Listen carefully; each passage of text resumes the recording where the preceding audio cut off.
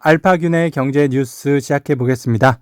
밴드에서 온라인 경제 기사의 달인 치시면 보실 수 있고요. 유튜브에서 알파균 경제 치시면 또 보실 수 있습니다. 네. 오늘은 매일경제부터 시작해 볼까요? 임기상 기자가 취재했습니다. 중고차 시장 개방 논의에 소비자는 어디 갔니? 네. 중고차 시장은 신차와는 완전히 다른 시장인데요. 신차 시장에서는 공급자가 완성차 업체지만 중고차 시장에서는 소비자가 공급자이며 수요자입니다.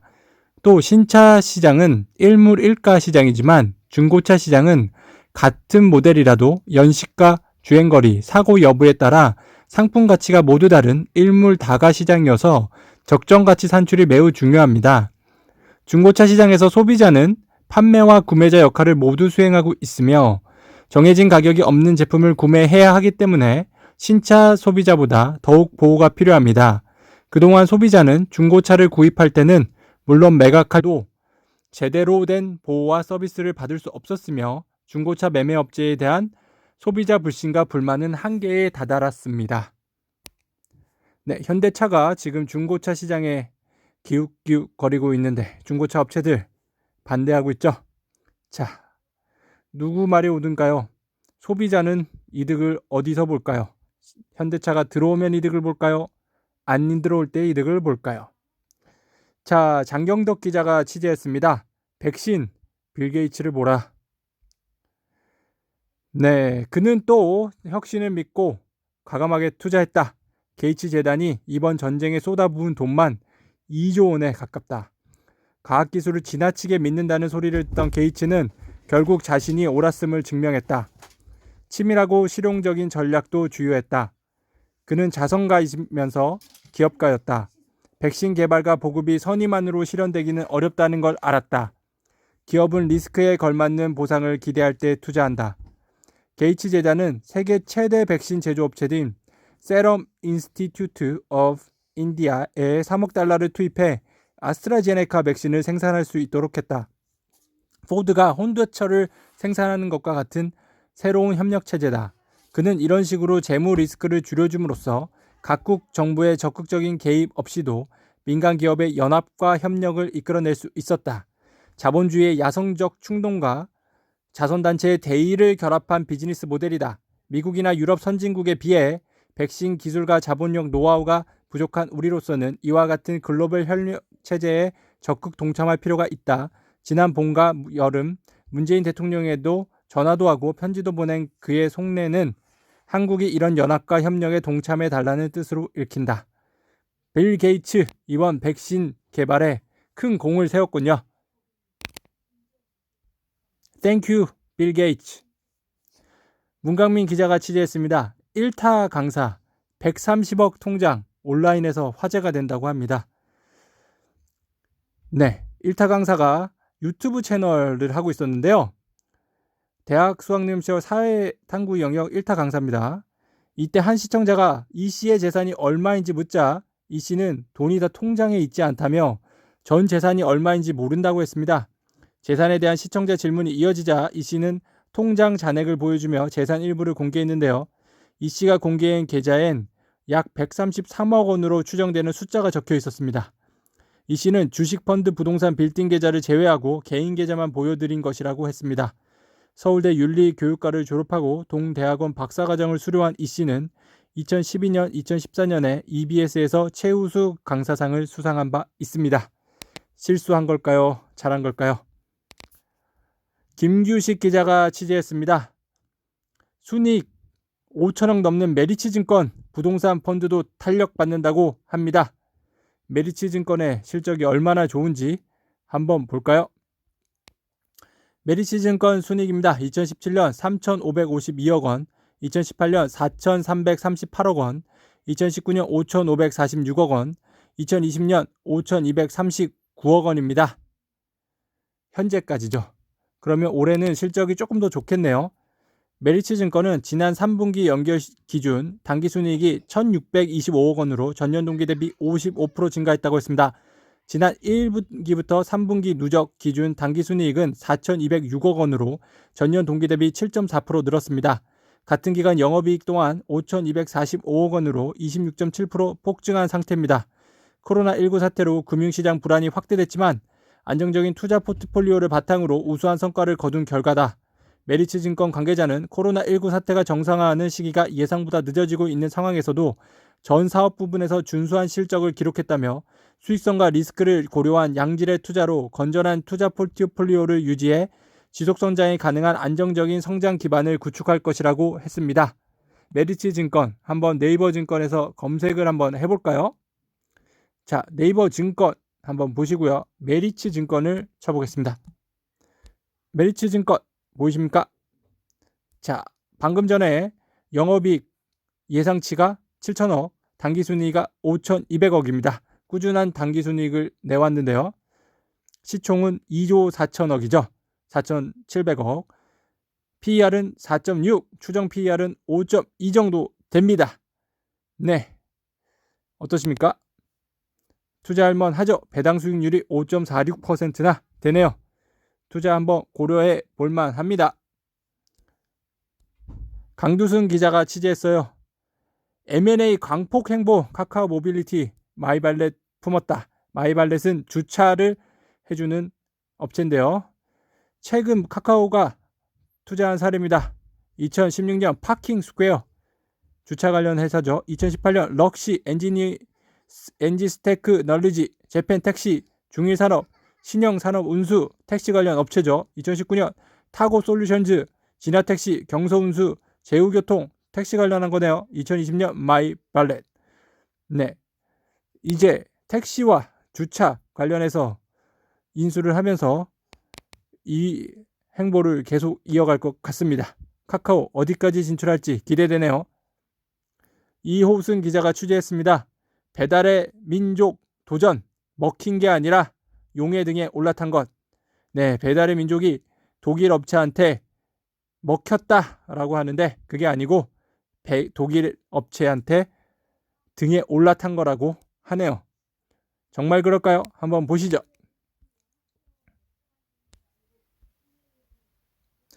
DH 배민 인수 후 변화입니다. 이 표를 보시면 김봉진 등 지분이 13% DH 지분으로 변합니다. DH는 딜리버리 히어로라는 독일의 회사입니다. 많은 음식 배달 업체들을 거느리고 있죠.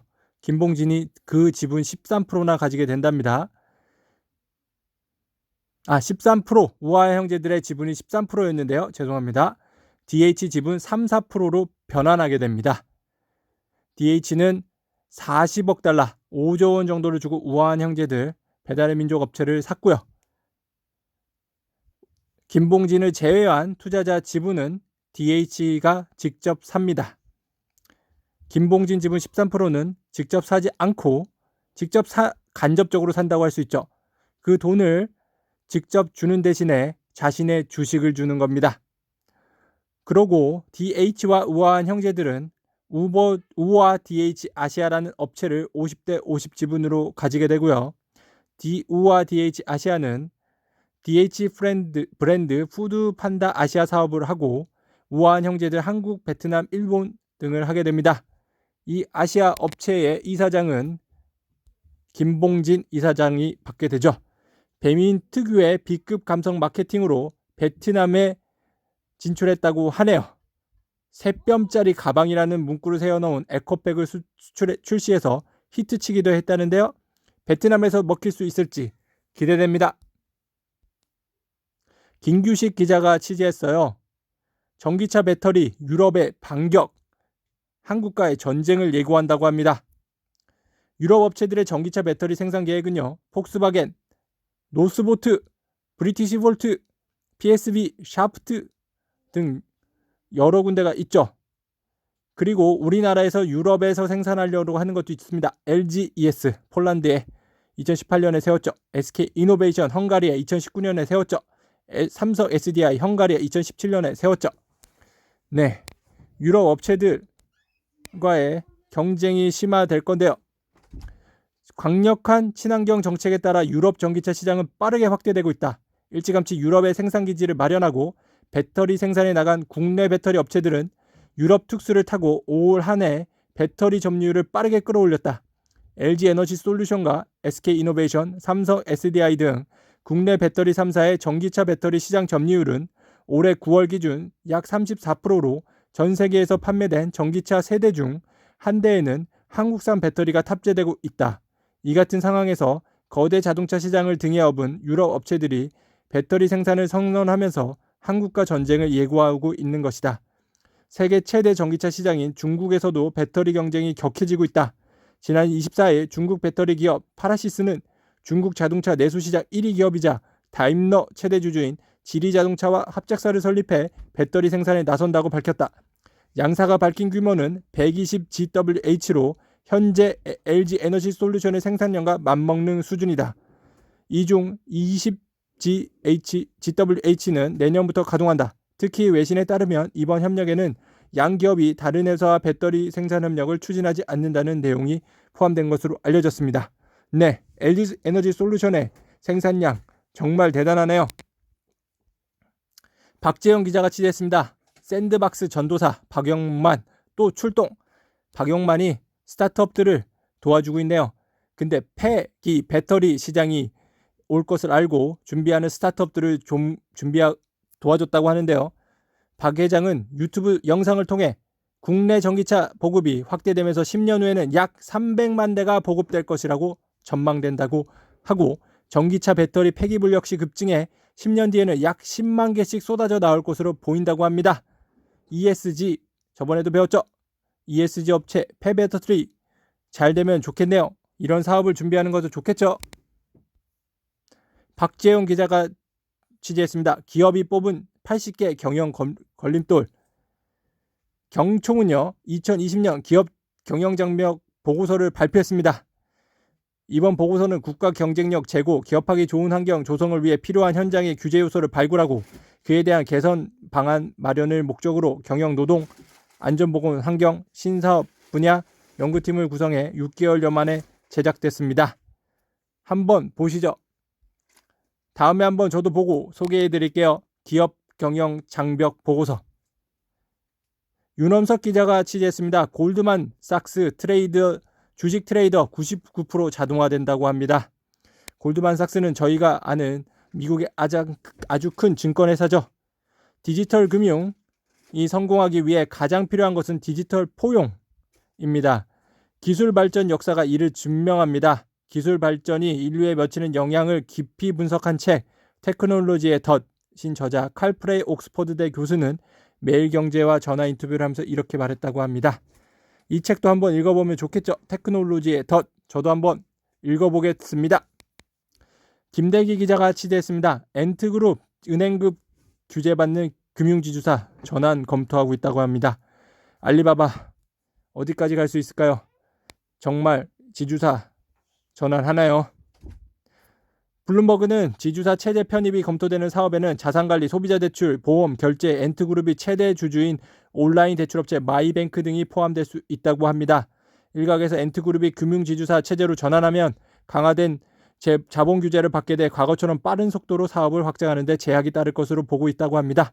우리나라로 치면 네이버가 금융회사가 되는 거고요.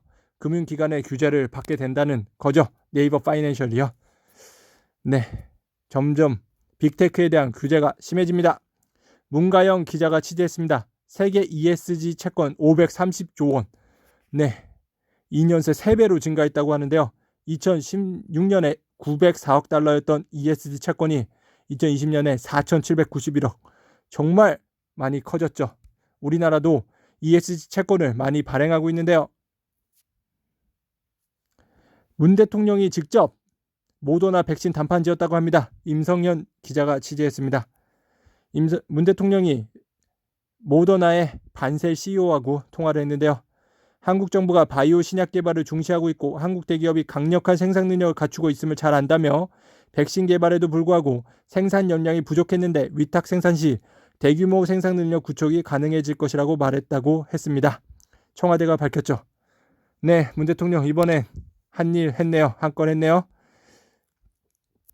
문가영 기자가 취재했습니다. 한국 기업 ESG 정보 공개하라고 합니다. 유럽 운용사 압박이 점점 거세지는데요.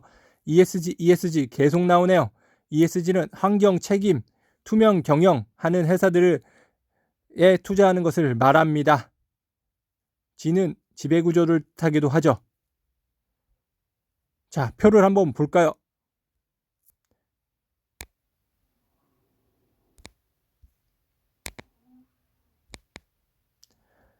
S&P 2020년에 8.2% 오를 동안 ESG 리더스는 8.5% 올랐고요. ESG USA 유니버셜은 11.7% 정도 올랐습니다. 꾸준한 성적을 보여주고 있죠. 자, 우리나라에 상장된 ESG ETF입니다. 조금씩 떨리는데요. 타이거 MSI 코리아 ESG 유니버셜 보시면 1년 수익률이 31%입니다. 코스피보다 높네요. 27%였는데. 네, 다른 ETF도 많으니까요. 한번 보시고 ESG에 관심 있으신 분들 ETF로 투자해보는 건 어떨까요? 아리랑 ESG 우수 기업은 2%밖에 안 올랐네요. 왜 이렇게 조금 올랐죠? 정용호 기자가 취재했습니다. 한국 경제로 넘어올게요. 일본 디오픈 애니영화 김열의 칼날 경제 파급 효과가 2조가 넘는다고 합니다. 일본 애니메이션 좋아하시는 분들 있죠? 영화 배급 업체 도우는 이 영화의 상영 수입이 지난 26일 3,400억을 기록하며 역대 영화 1위 흥행 1위에 올랐다고 29일 발표했습니다. 27일 기준으로 상영 수입이 324억 7천만 원이나 늘었다고 합니다. 관객은 2,400만 명에 달하고요. 지금까지 일본 내 영화 흥행 수입 1위는 2001년 개봉된 미야자키 하야오 감독의 센가치로의 행방불명이었는데요. 308억 엔의 상영 수입을 올렸습니다. 일본 영화관 살아나나요? 김리한 기자가 취재했습니다. 경남제약 스타트업 뒤통수를 쳤니? 먹는 화장품 도용 논란이 되고 있습니다. 경남제약 계속 논란이 되고 있네요. 29일 투자업계에 따르면 경남제약은 지난 6월 스타트업인 AG랩스와 뮤신 및 콜라겐 성분 제품의 제조업자 개발 생산 ODM을 위한 업무 제휴를 추진했는데 달팽이 젖액에서 추출하는 뮤신은 세포 재생 기능이 알려지면서 최근 미용 제품으로 관심을 모으고 있는 성품입니다. 경남제약은 이후 약 1개월 동안 AG랩스로부터 관련 자료와 논문을 받아 제휴 여부를 검토하다가 자기가 직접 제품을 출시하려고 하는 것 같습니다. 경남제약이 제품을 내놓았는데 한번 비교해 보시죠. 비슷하네요. 이래면 안 되죠.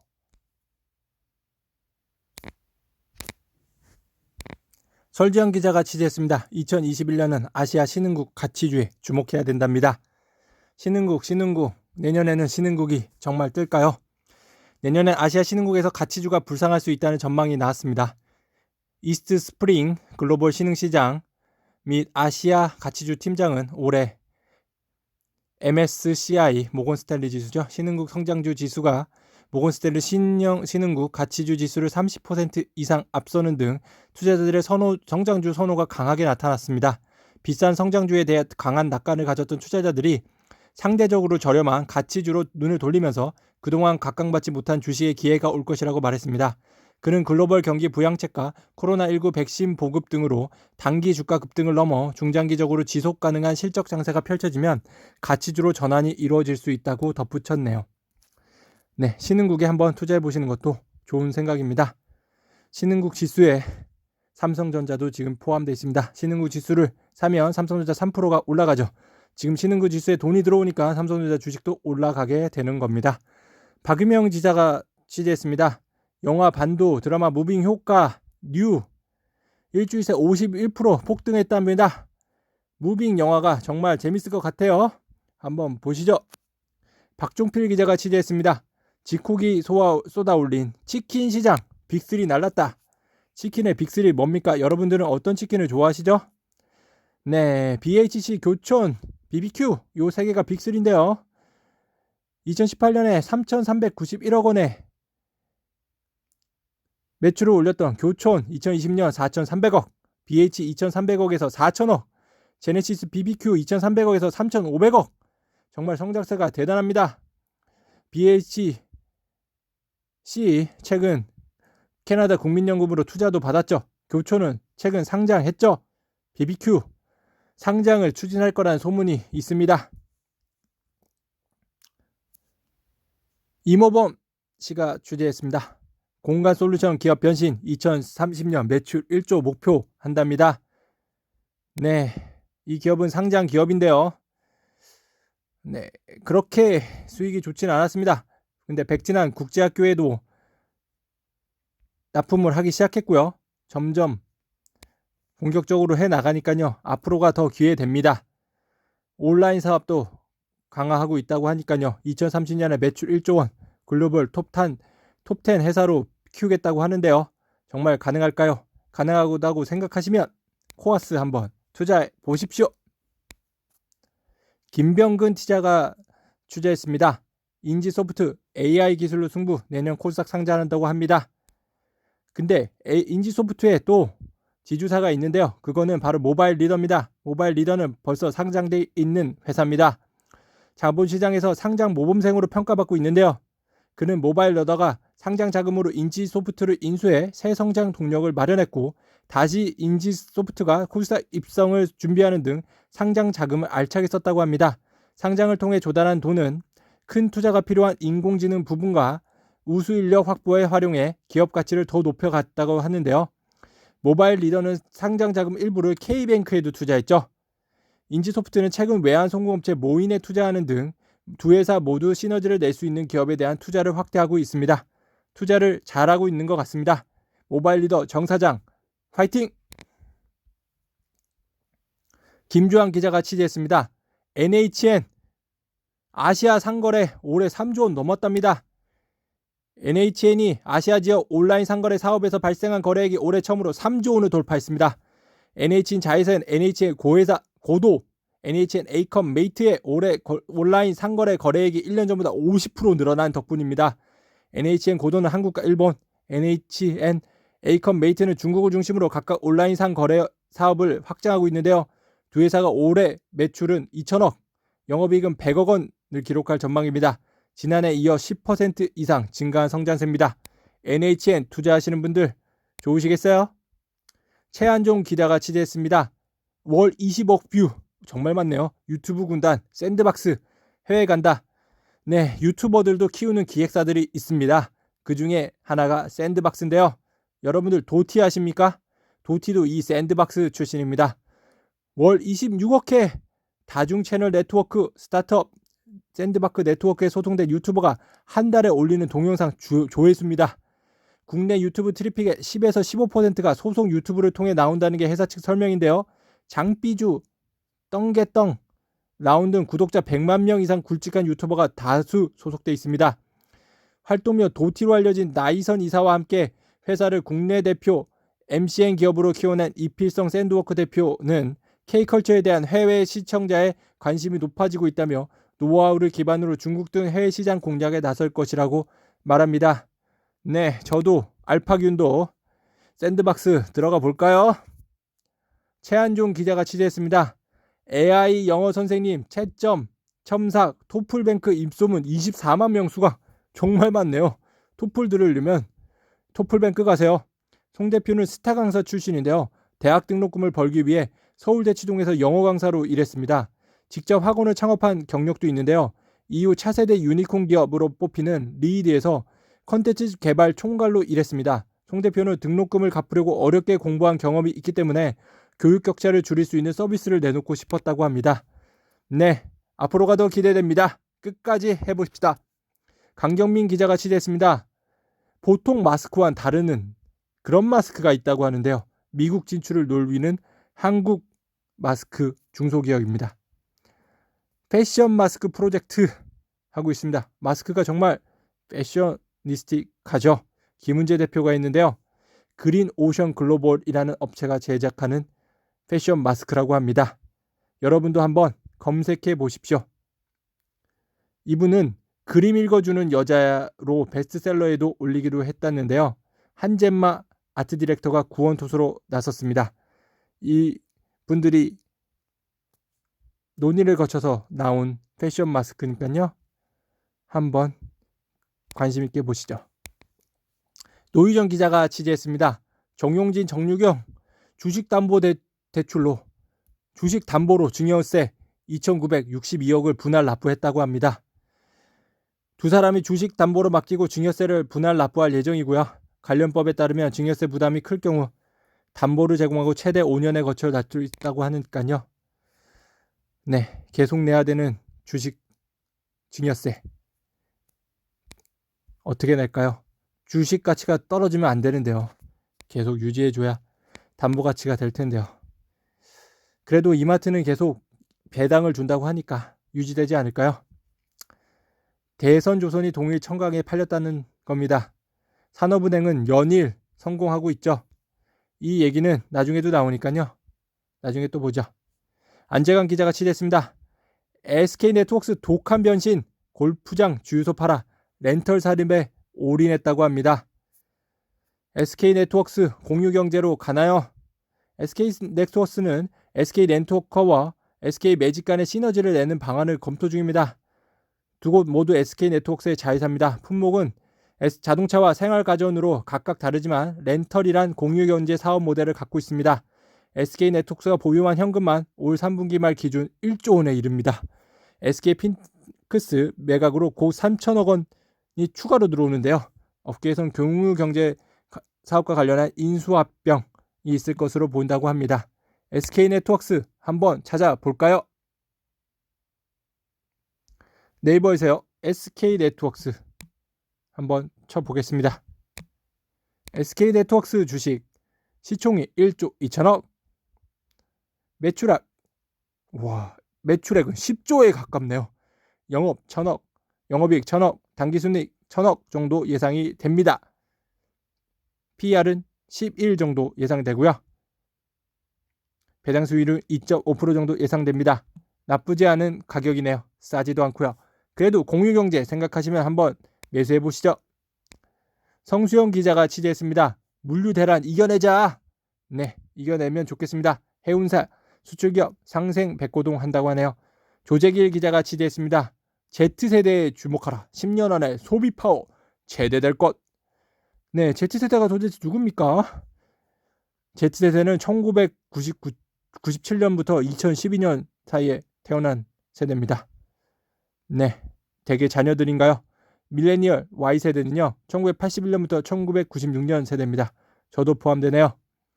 Z세대는 소비를 주도하는 세대입니다. 그게 뭔지 아시나요? Z세대가 거의 소비를 하기 시작하면요. 노령층까지 따라 산다고 합니다. 그래서 소비 주도 세대죠. 그래서 Z세대에 주목하는 것도 있죠. 박재홍 기자가 취재했습니다. 할머니 용돈 대신 주식 10대 주린이가 31만 명이나 늘었다네요. 정말 많네요. 그래프로 한번 보실까요? 2019년 3만 명이던 미성년자 증권 계좌 수가 2020년 놀라지 마세요. 31만 명입니다. 정말 많죠. 대개의 자녀들은 주식 계좌 오픈했나요?